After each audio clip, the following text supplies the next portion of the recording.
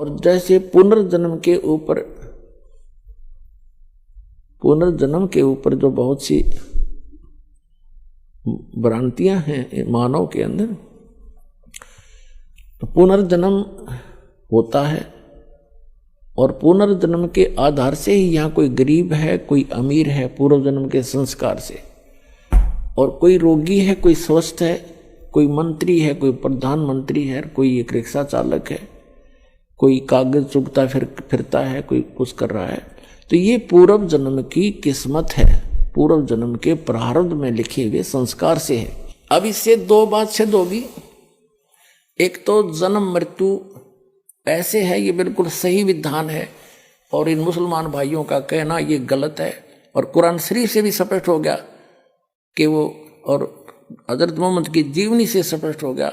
वास्तविकता यही है कि जब तक पूर्ण परमात्मा सतपुरुष की साधना, उस अल्लाह अकबर की सत साधना नहीं मिलेगी, तब तक जन्म मृत्यु सदा बनी रहेगी। ये कब्र के अंदर रहना, ये विधान बिल्कुल गलत है, ये कुरान शरीफ को नहीं समझ पाए।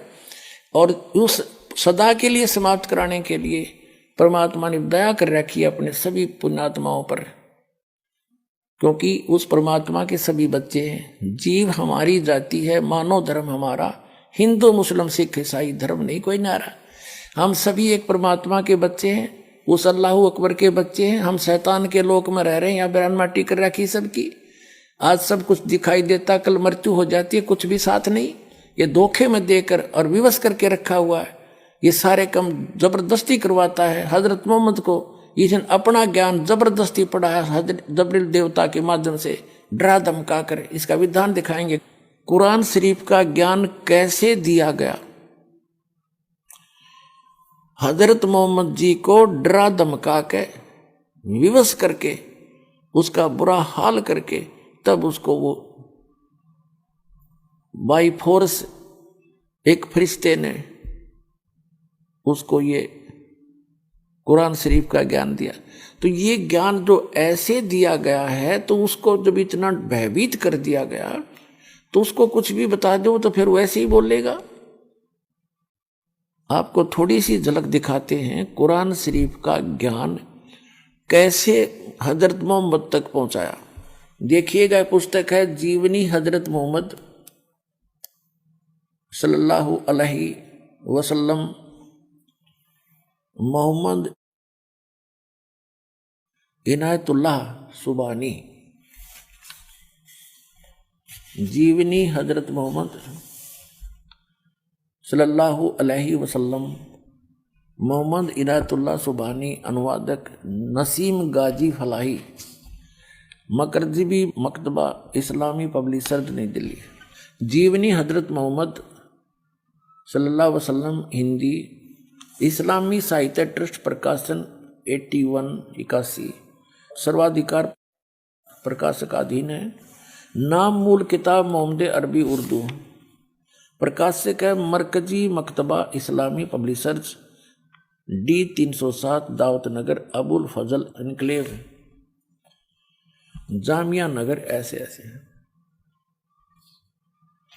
और ये कहाँ से मुद्रक है? HS ऑफसेट प्रिंट्स, नई दिल्ली 2। अब इसमें आपको दिखाते हैं 67 पृष्ठ से शुरू करते हैं। प्यारे नबी सल्लल्लाहु यानी हजरत मोहम्मद की 40वीं सालगिरह करीब आई। अब आप पर वह हकीकत खुलनी शुरू हो गई जिसकी आरजू में आप जी रहे थे। आप सल्लल्लाहु यानी हजरत मोहम्मद को सच्चे सौपन दिखने शुरू हुए, उनसे आप पर हकीकत खुल गई। अब देखेंगे 68 पर 68 पृष्ठ पर। इसी तरह रमजान के कुछ दिन बीत गए। एक दिन आप सल्लल्लाहु हजरत मोहम्मद गुफा में आराम कर रहे थे और सुबह का सुहाना समय था। अचानक एक फरिश्ता दिखाई दिया, बहुत ही खूबसूरत और हसीन फरिश्ता। हाथ में हसीन रेशम का एक टुकड़ा भी था। बोला, पढ़ो। आप सल्लल्लाहु यानी हजरत मोहम्मद घबरा गए फरमाया मुझे पढ़ना नहीं आता। आप हजरत सल्लल्लाहु यानी हजरत मोहम्मद को ऐसा महसूस हुआ जैसे वह गला घोंट रहा हो और शरीर को भींच रहा हो। फिर छोड़ दिया और कहा पढ़ो। फरमाया हजरत मोहम्मद ने कि मुझे पढ़ना नहीं आता। पुण्यात्माओं, ऐसे डरा धमका के कैसा ही कुछ भी ज्ञान दे दो वही मानना पड़े। ऐसे ही गीता ज्ञानदाता ने अर्जुन को जब वो सीधे हाथों नहीं मान रहा था ऐसा भयंकर रूप दिखा दिया, विकराल रूप अपना, उससे सारा कापन लग गया अर्जुन जैसा योद्धा। और फिर उसने जो कहा वो सारी मान ली इसने, वही तरीका इसने अपनाया। ये देखिएगा, फरमाया मुझे पढ़ना नहीं आता। फिर आप सल्लल्लाहु ने अर्थात हजरत मोहम्मद को महसूस हुआ कि वह गला घोंट रहा है दोबारा और शरीर को भींच रहा है। फिर छोड़ दिया और कहा पढ़ो। आप सल्लल्लाहु को अंदेशा हुआ कि वह फिर गला घोटेगा और इस बार और जोर से भींचेगा। फरमाया क्या पढ़ूं? हजरत मोहम्मद बोला क्या पढ़ूं? अब फरिश्ता बोला पढ़ो अपने रब के नाम से जिसने पैदा किया इंसान को खून की फुटकी से। पढ़ो तुम्हारा मेहरबान रब ही है जिसने कलम से सिखाया इंसान को, वह कुछ सिखाया जो उसे मालूम न था। कुरान, ये कुरान की कोई आयत है। फरिश्ते के बताने पर आप सल्लल्लाहु ने पढ़ा तो पढ़ते ही याद हो गया, चित्त पर अंकित हो गया। फिर फरिश्ता चला गया। आप उठ खड़े हुए। भय से दिल बैठा जा रहा था, घबराहट से चेहरा उतरा हुआ था। आप सहमी निगाहों से गुफा में हर तरफ देखने लगे। हैरानी और घबराहट की हालत थी। दिल ही दिल में सोचने लगे अभी मुझे किसने बातें की हैं, वह कौन मुझे पढ़ा गया है। फिर तेजी से गुफा से बाहर आए।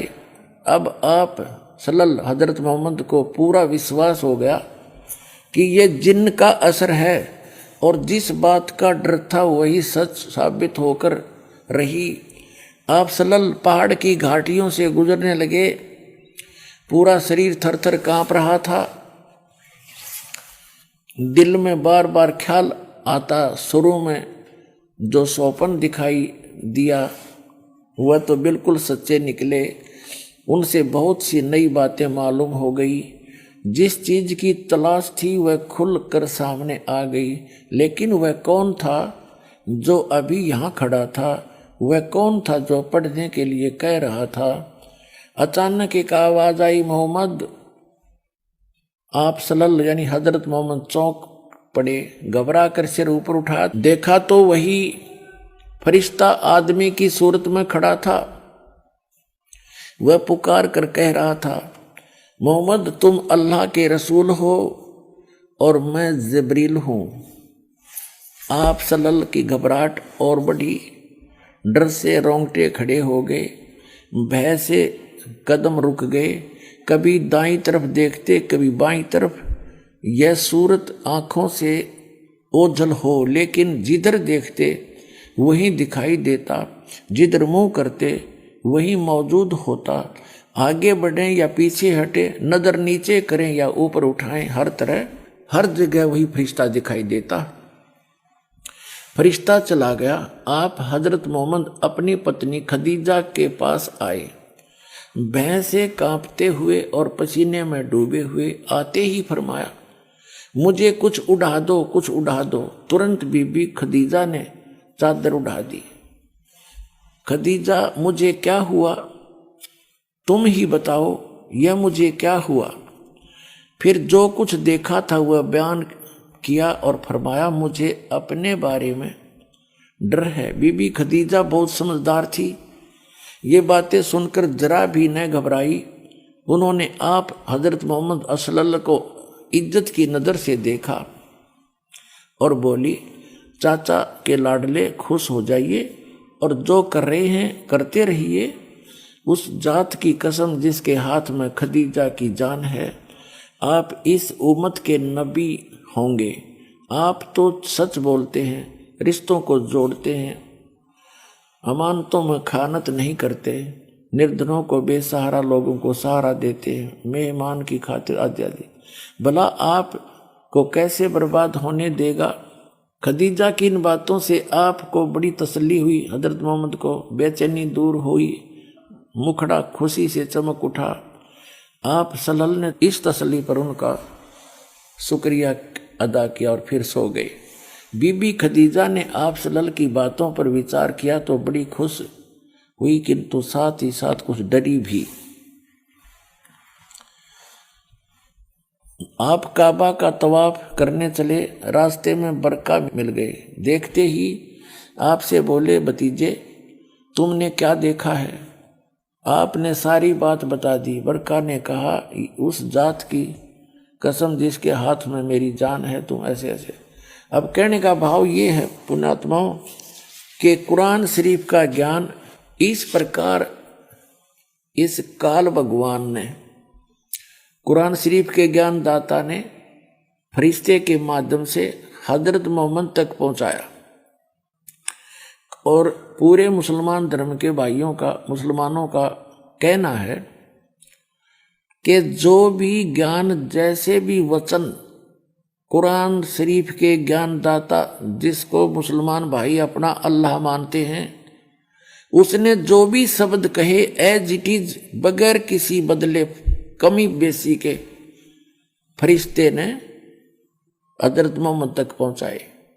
चाहे वो आकाशवाणी के माध्यम से, चाहे ऐसे सीधा आकर के, या उसके अंदर सीधा टेलीग्राफिकली उसमें भर दिए, फिर वो बोलने लायक गया, जैसे भी। तो इससे दास क्या सिद्ध करना चाहता है कि इस प्रकार कुरान शरीफ के ज्ञानदाता ने हजरत मोहम्मद जी को डरा धमका के यो कुरान का ज्ञान बताया। और इतना डरा हुआ आदमी एकदम अचानक को फरिश्ता आ जावे तो बड़े बड़े का कलेजा हिल जाए।